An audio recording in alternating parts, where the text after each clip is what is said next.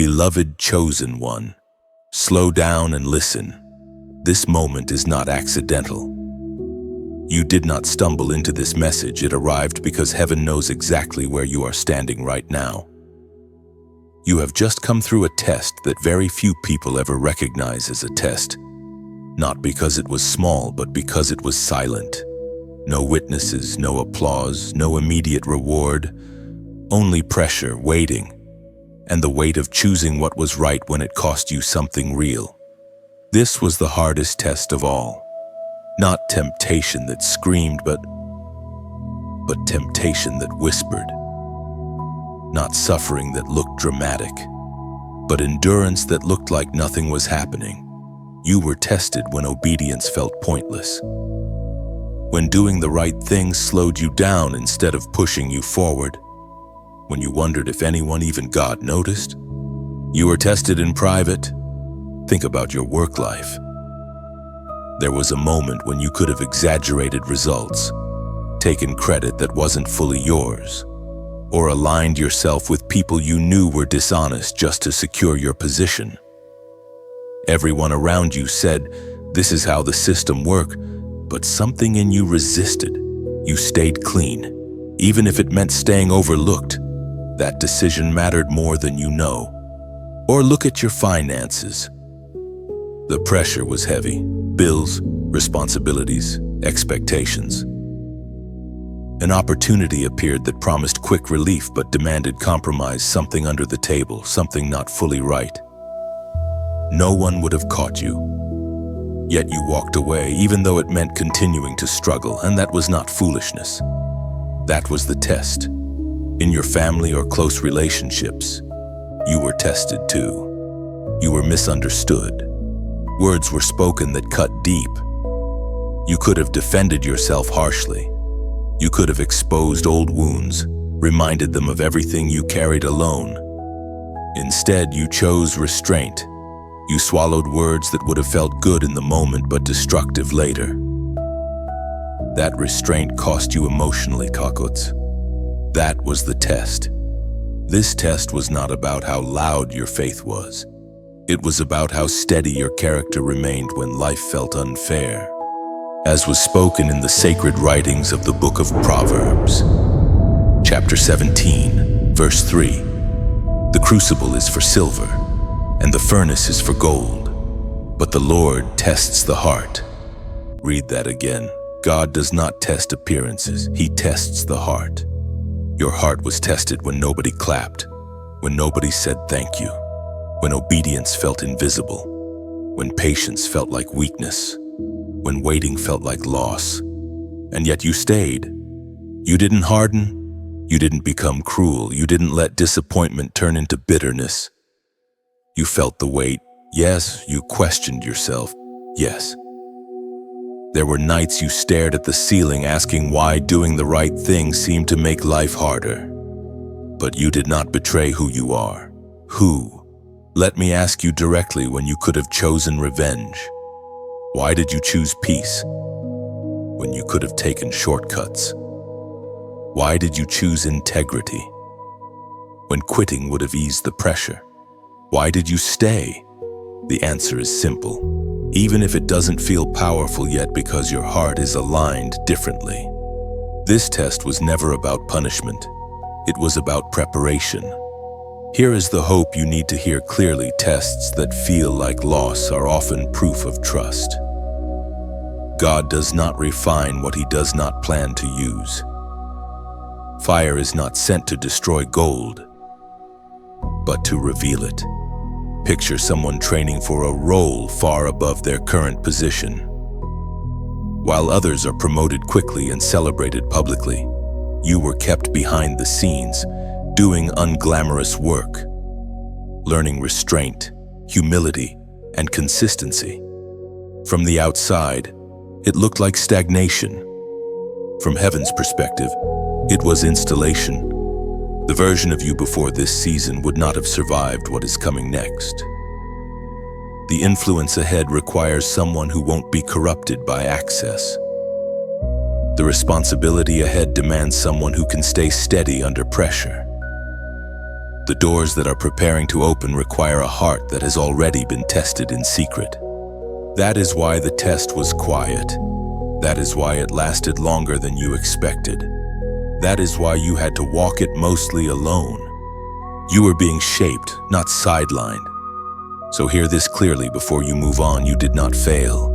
You did not miss your moment. You passed the test the right way. If this message resonates with your spirit, take a moment now like this message. Share it with someone who is quietly enduring, and subscribe so you stay connected to what is unfolding. And as a sign of recognition and alignment, comment 111 at the end, because this season marked a turning point, not an ending. Your heart was examined, your integrity was proven, your endurance was recorded, and what was tested in secret is about to be trusted in public.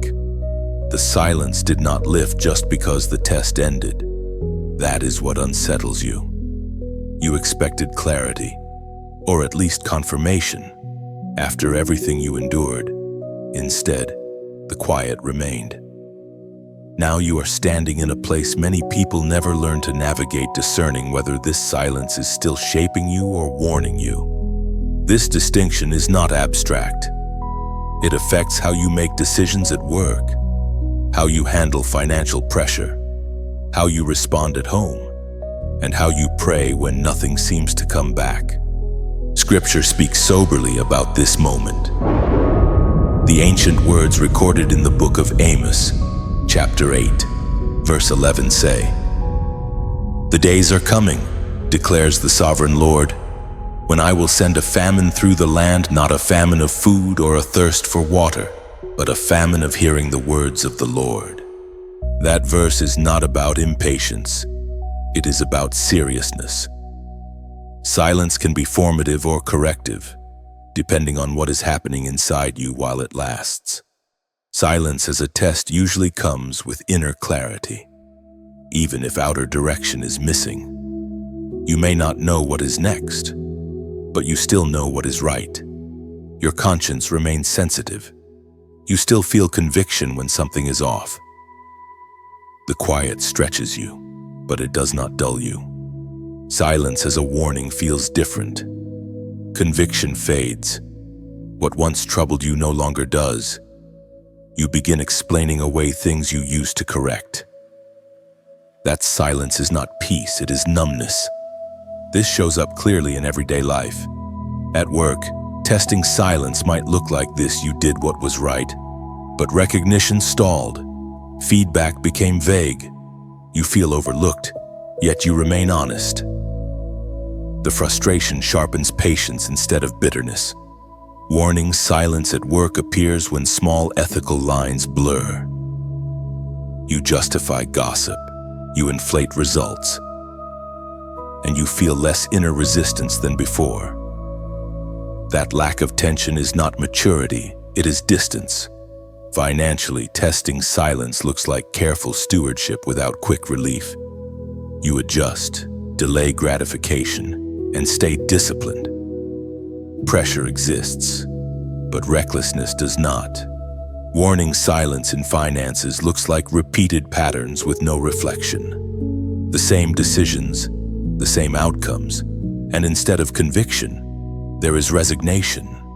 In family and close relationships, the difference becomes personal. Testing silence happens when you have apologized, changed, and yet reconciliation is slow. You wait without manipulation. The quiet hurts, but it keeps you soft. Warning silence happens when self-examination stops. Every conflict becomes proof that others are wrong. Pride grows louder than correction. Here is the simplest distinction. When silence draws you toward humility, it is shaping you. When silence pushes you toward self-justification, it is correcting you. One refines, the other restrains. Silence as a test is deliberate. It builds strength you will need later: obedience without applause, steadiness without reassurance. Silence as a warning is mercy. It is God pausing movement so you do not harden yourself further.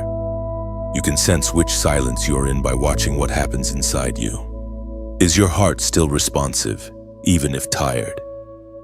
Are you completing the last thing you knew to do?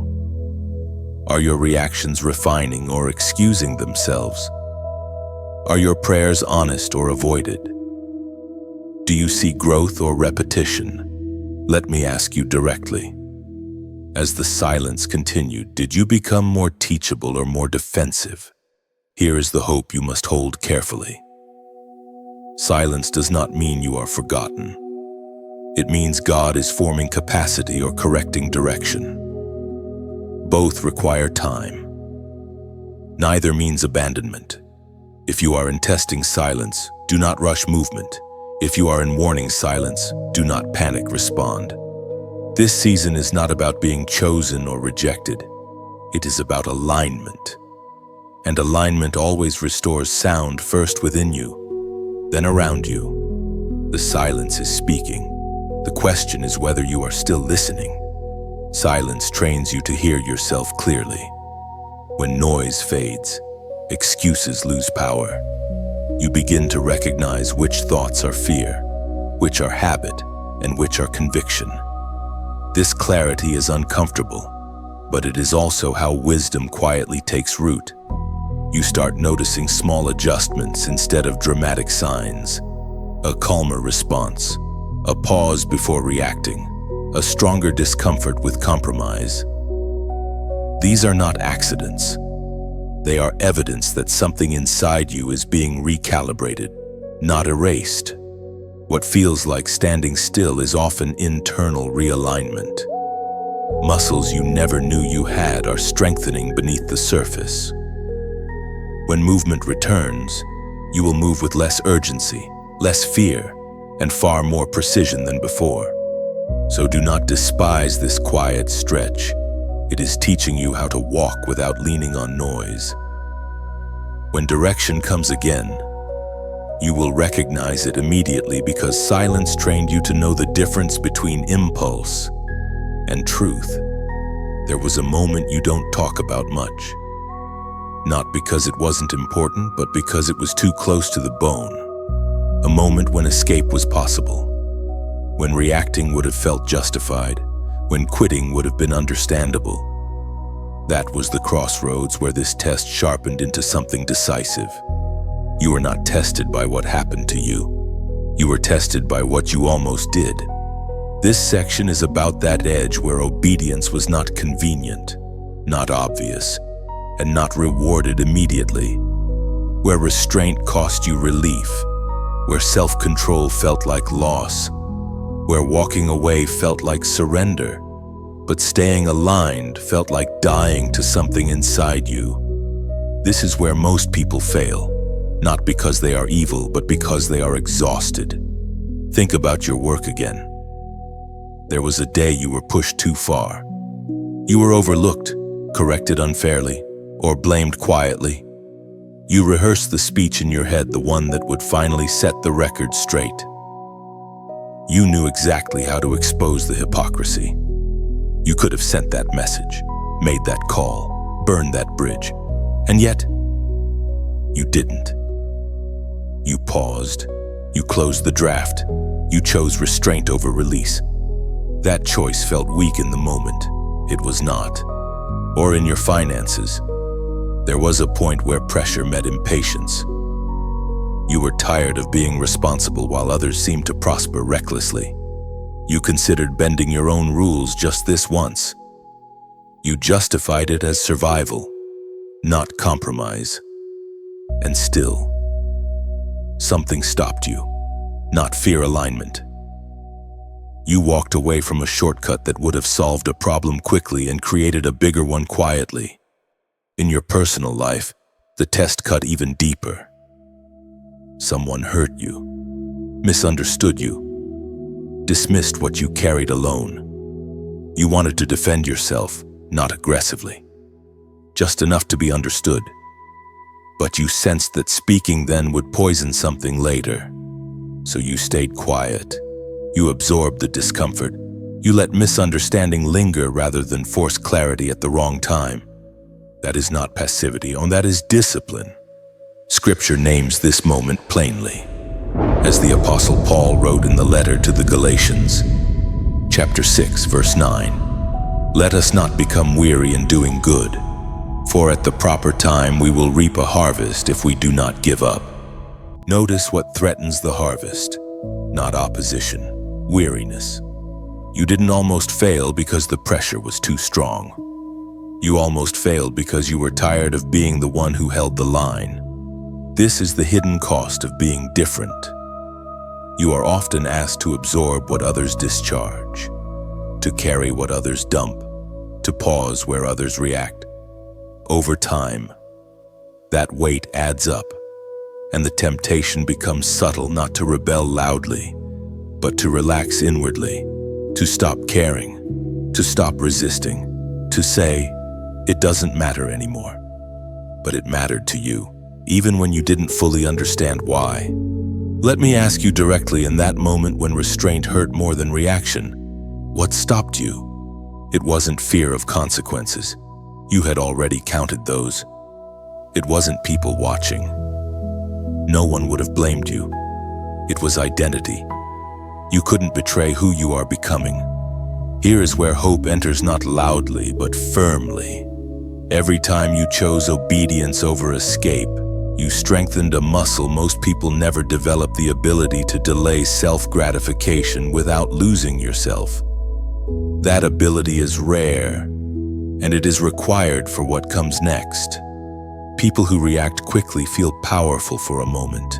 People who restrain themselves gain authority over time. Authority is not volume, it is weight. That weight is forming in you now. You may not see the reward yet.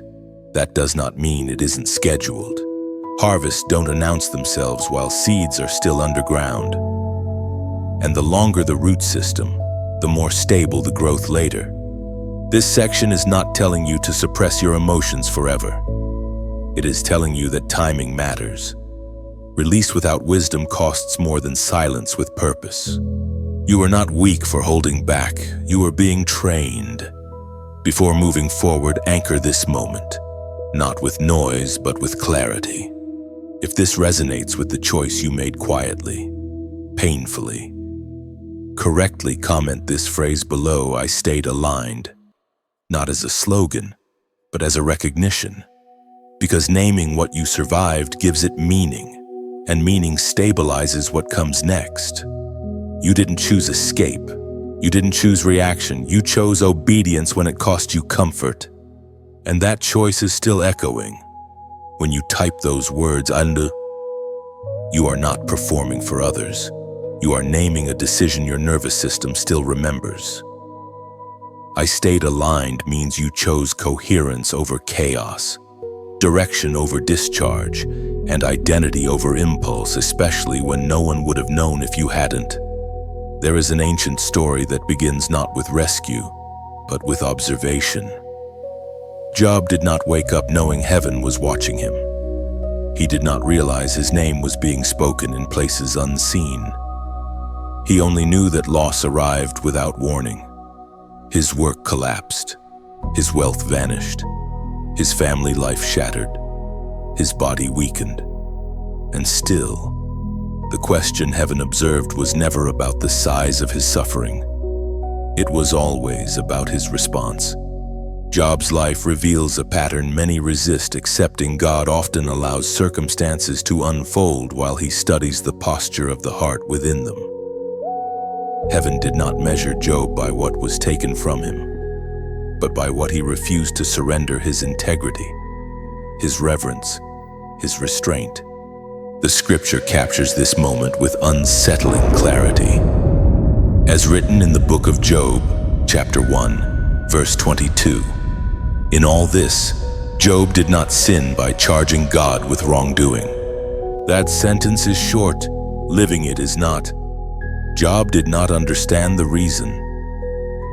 He did not receive an explanation. He did not get comfort before clarity. What he gave instead was restraint. He did not turn confusion into accusation. And that restraint echoed louder in heaven than protest ever could. This is where your story quietly overlaps with his. You were not evaluated by how much went wrong. You were observed by how you carried yourself while it was wrong. In daily life, this rarely looks dramatic. At work, your job moment arrived when systems failed you. Promises were hinted at, then delayed, effort was seen, then quietly overlooked. You could have let resentment shape your attitude. You could have withdrawn care while still showing up physically. Instead, you kept your standards. You did your work with integrity even when no one clapped. Heaven watched that response. In your finances, your job moment came when stability cracked. Expenses rose, income slowed, anxiety hovered daily. You could have blamed God, blamed others, or blamed yourself into paralysis. Instead, you adjusted. You stayed responsible. You refused to let fear turn you reckless. Heaven noted that discipline. In your family and relationships, your job moment came when support thinned. Silence replaced understanding. People misread your restraint as distance, your quiet as weakness. You could have hardened. You could have weaponized truth to feel powerful. Instead, you chose not to let disappointment rewrite your character. Heaven lingered on that choice. This is the truth few people say aloud. Heaven does not rush to fix circumstances when character is still forming. Not because God is distant, but because what he is shaping must survive what comes next. Job's friends rushed to explain his suffering. They filled the silence with opinions. They searched for reasons. God later corrected them, not Job. Why? Because explanation without discernment often becomes judgment. You do not need to explain your season to everyone. You do not need to defend why you are still standing when others would have quit. Your response is already speaking. Let me ask you plainly, when life stopped making sense, did you let cynicism take root, or did you stay anchored? Heaven noticed the difference. Here is the hope woven into this ancient story. Job's season did not end in loss. But restoration came after observation, not before. What returned to him carried weight because his integrity had been proven under pressure. His next season could be trusted because his response had been measured. The same principle applies to you. What is preparing to unfold in your life will rest on how you responded here. Influence without integrity collapses. Provision without character corrodes. Visibility without restraint destroys. That is why heaven watched your response more closely than your circumstances. You may feel like nothing moved, but something was recorded. Even now, unseen adjustments are being made not only around you but for you. Quiet recalibrations, subtle repositioning, foundations being reinforced beneath the surface. And if these words feel less like instruction and more like recognition, let them move naturally. Some messages are not meant to be pushed, but passed like a lamp in the dark, shared quietly with someone who is walking the same long road. If this path feels familiar, stay near it, the way travelers do when the journey stretches farther than expected. And if this space has become a place of rest, return when you need light again, not out of obligation, but because something here feels true. You are not judged by comfort. You are not measured by speed. You are observed by response. And heaven is still watching, not with accusation, but with intention. What you held on to in the dark has weight now. Every restrained word, every disciplined choice, every quiet act of trust became substance. When the season turns, you will recognize the shift not by noise, but by stability, because what was formed in you can finally hold what is coming. There is a strange emotional gap that opens after you pass a test the right way. You expect movement, you expect confirmation, you expect something to shift. Instead, life goes quiet again. Not painful like before, just still. And this stillness can feel more confusing than the storm. Because now the question is no longer, can I survive this? It becomes, did this matter? This is where many people misinterpret what is happening. You are no longer being tested by hardship. You are being tested by delay after obedience. Delay has a way of distorting perception. It whispers that nothing is happening, that your integrity slowed you down, that if you had chosen differently, you'd already be ahead. And if you stay in that whisper too long, delay starts to feel like rejection. But delay is not absence. Delay is ordering. Scripture gives weight to this moment.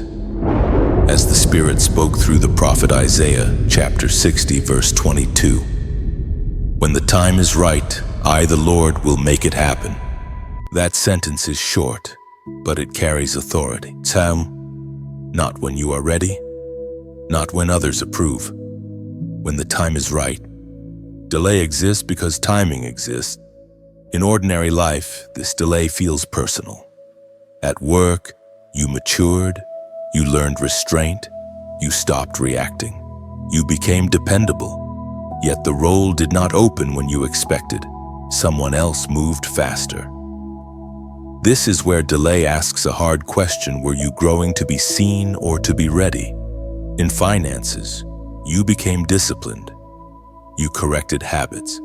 You stabilized what used to be chaotic, yet overflow hasn't arrived. This is where delay checks your relationship with trust. Can you manage peace before abundance? In relationships, you healed patterns. You stopped repeating cycles. You learned how to listen, how to pause, how to choose differently. Yet connection feels slow. Loneliness lingers. This is where delay protects you from rushing into something that mirrors your past instead of your growth. Delay presses on impatience, but it reveals maturity. The danger of delay is not waiting. The danger is filling the wait with conclusions. You start assuming you missed something, that you misunderstood God, that you waited too long or moved too slowly. But here's the truth most people never hear clearly. Delay is evidence of precision. If timing did not matter, nothing would need to wait. What is being prepared for you requires alignment between who you are and what you receive. Blessing without readiness becomes pressure. Opportunity without stability becomes collapse. Delay protects both the gift and the receiver. Let me ask you directly. Are you trying to escape the waiting, or are you letting it complete its work in you? Because waiting can hollow you out, or it can deepen you. The difference is posture. Enduring delay with frustration teaches survival. Walking through delay with awareness teaches authority. This is why heaven often allows time to stretch, not to punish, but to synchronize, to ensure that when something opens, it fits you, not just excites you. Picture a bridge being tested before traffic is allowed. Weight is applied slowly, deliberately. From the outside, it looks like nothing is happening, but every moment is proving whether the structure can hold what's coming. You are that structure right now. Delay is adding weight in controlled ways so collapse does not happen later under celebration. Here is the hope you need to let settle deeply. If delay were denial, the desire would fade, but your desire is still alive, just quieter, steadier, more grounded. That is not loss, that is refinement. You are learning how to want without grasping, how to wait without weakening, how to trust timing without forcing outcomes. Many people arrive early and spend years undoing damage. You are arriving prepared. This season is not asking you to stop hoping. It is asking you to stop rushing hope. Before you move forward, mark this moment internally. If you recognize yourself in this waiting, still standing, still aligned, still becoming, comment 8888 below. Not as superstition, but as interpretation. 8 represents completion through endurance. It is a way of saying, this delay is not empty. It is finishing something in me. You are not late. You are not overlooked. You are not forgotten. You are being timed. And when movement begins, it will feel less like acceleration and more like release. 8 is not about luck or signs in the sky. It represents a cycle brought to fullness through persistence. When you choose 888, you are acknowledging that repetition refined you. That time completed what effort alone could not, and that endurance has quietly finished its work. 3 8s together point to balanced spirit, mind, and action aligned. They signal that what once felt delayed is now stabilized. You are not stepping forward half-formed.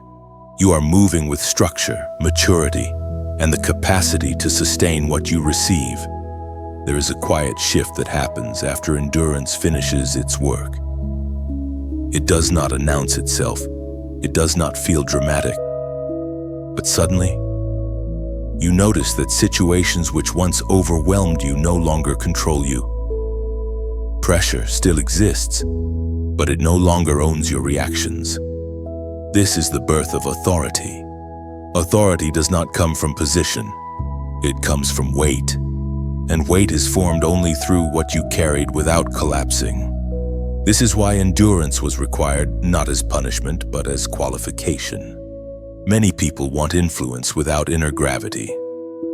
They want visibility without stability. They want authority without having first been governed internally. But authority that has not been forged through endurance leaks under pressure.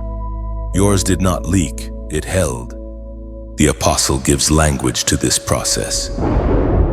As the ancient words recorded in the letter to the Romans, chapter 5, verse 4 declare, perseverance produces character, and character hope. Notice the order. Perseverance first, then character. Only then does hope become something solid enough to carry others. You endured long enough for character to form. And now hope is no longer fragile inside you, it has structure. This shows up practically, not spiritually abstract. At work, you notice you no longer react to chaos the way you once did. You listen more, you speak less. But when you do, people pause.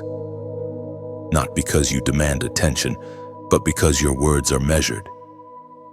You have been through enough to know what matters and what doesn't. That discernment is authority. In finances, you are no longer ruled by panic. Even when numbers fluctuate, you do not spiral.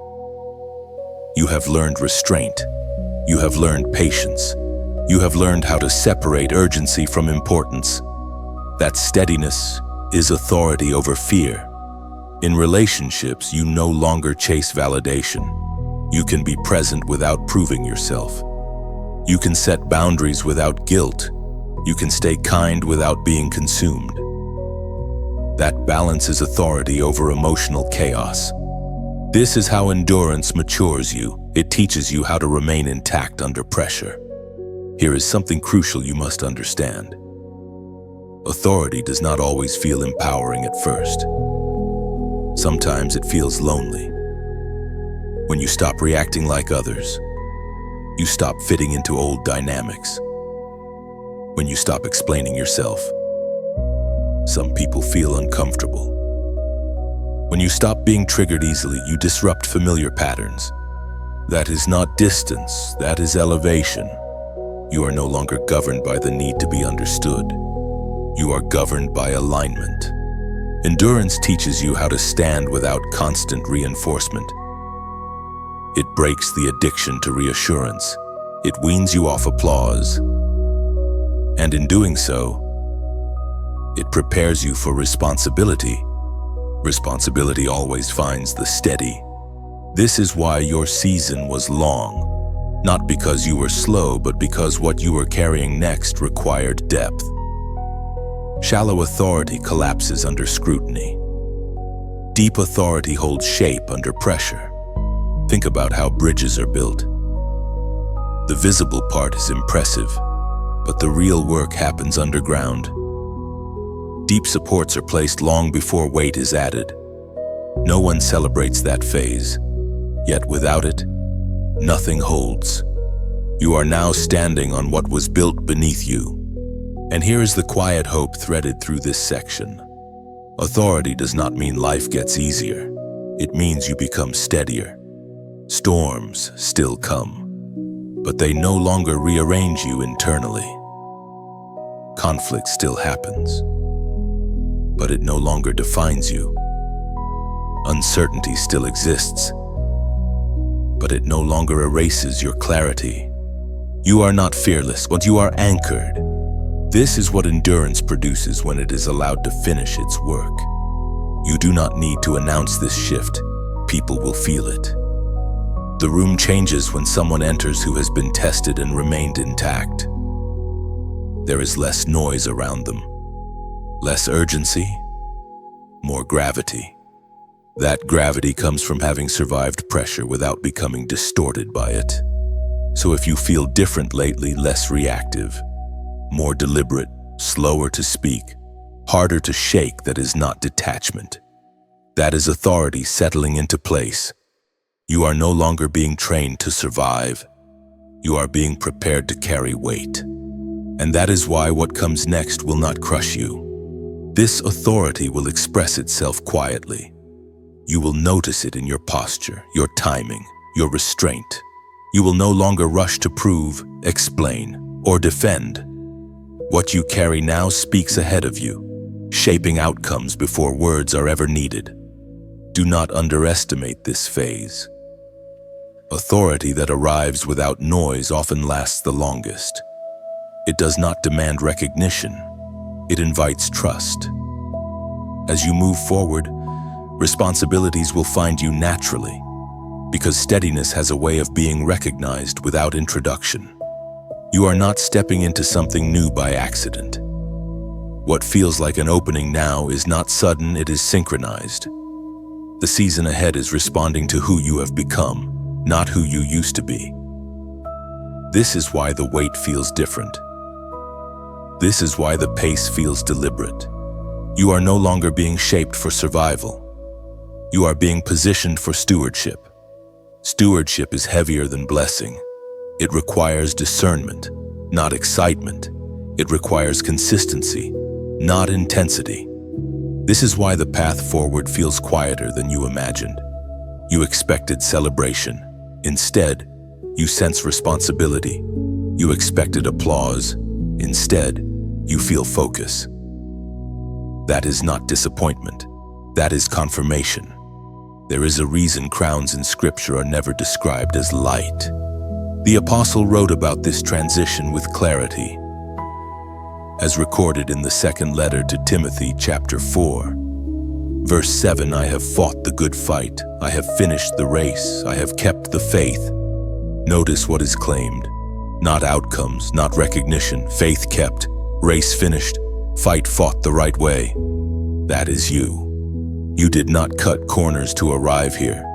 You did not abandon yourself to survive. You did not trade integrity for speed. So what comes next will not require you to become someone else. It will require you to remain who you are. In practical life, this season begins subtly. At work, you may notice people consulting you rather than competing with you. Your presence steadies rooms. Conversations slow when you speak, not because you dominate, but because your words carry weight. This is leadership without noise. Financially, resources begin responding to discipline rather than impulse. You stop chasing and start stewarding. Money becomes directional instead of emotional. This is provision that serves purpose. In relationships, your circle may grow smaller but stronger. Performative connections fade. Conversations deepen. You no longer bond over chaos but over clarity. This is companionship without confusion. This is what it means to be crowned, not elevated above others, but entrusted beyond yourself. Crowns are not given to impress crowds. They are given to carry responsibility without losing humility. And here is the quiet truth that will keep you steady. What you past qualified you for influence, but humility will keep you aligned within it. So move gently into what opens. Do not rush. Doors meant for you respond to presence, not force. If these words resonated like a quiet nod rather than a loud agreement, allow yourself that moment of recognition, like resting a hand over your heart in gratitude. When something has walked with you faithfully, it is natural to let others find it too. The way a path becomes clearer as more footprints appear. And if this place continues to feel like a steady fire you return to for warmth and direction, stay close, not out of habit, but because some journeys are better traveled with familiar light. If you feel moved, leave a small mark below, not to announce yourself, but to honor what you have completed. None of this is demanded. All of it is invitation. You are not being sent forward unprepared. You are being released grounded. What comes next will not test your identity.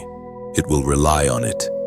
And one day, when you look back, you will not remember this season for how heavy it felt, but for how deeply it rooted you. Walk on. The ground ahead recognizes your steps. You will notice that confidence no longer needs rehearsal. Decisions arrive with a calm certainty, not because you know everything, but because you trust what has been formed within you. This steadiness is not arrogance. It is familiarity with your own depth after surviving what once threatened to undo you. Some days will still feel ordinary, even quiet. Do not misread that as loss of momentum. Ordinary days are where stewardship proves itself. Showing up consistently, choosing wisely without drama, and staying aligned when nothing is watching is how longevity quietly replaces urgency. You may also sense a new distance from certain voices, opinions, or expectations that once shaped you. This is not rejection, it is differentiation. You are no longer required to carry perspectives that belong to an earlier version of yourself. Growth always redraws boundaries. Pay attention to what now comes toward you without force. Conversations, opportunities, responsibilities will begin to arrive organically. This is how alignment behaves. It attracts rather than chases. What finds you now is responding to who you are, not who you pretend to be. Above all, protect what was formed in silence. Do not rush to explain it. Do not dilute it for comfort. What survived pressure deserves care. Let your life speak gradually. Some truths are most powerful when revealed through consistency rather than announcement. You have reached a natural pause, not a conclusion. What you do next does not need instruction. If something in these words stayed with you, lingered a little longer than expected, then that is enough. Meaning does not always arrive as certainty. Sometimes it arrives as resonance.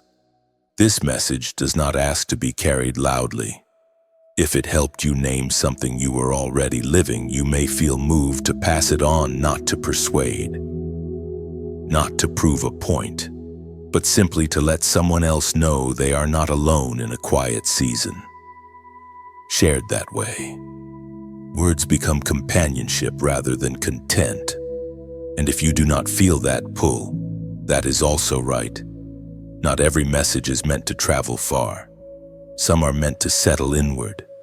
If there was a single line, a single image, or a single moment that reflected something true about you, keep that. Let it work privately. Growth often happens without witnesses. You do not owe this message anything. No reaction, no agreement, no declaration. What mattered has already happened. If something inside you slowed down, clarified, or steadied even briefly, life will keep moving. Responsibilities will return. Noise will rise again. But you may notice that something in you now holds its shape a little better than before. That is not because you were told what to do. It is because you recognized yourself somewhere along the way. So take what fits, release what doesn't, let the rest fade without resistance. Some journeys are marked by milestones. Others are marked by quiet internal shifts only you will ever notice. Those shifts matter just as much. Where you go from here does not need permission, only awareness. And if later on you remember a moment from this message that helped you stay aligned, that will be its completion. Nothing more is required.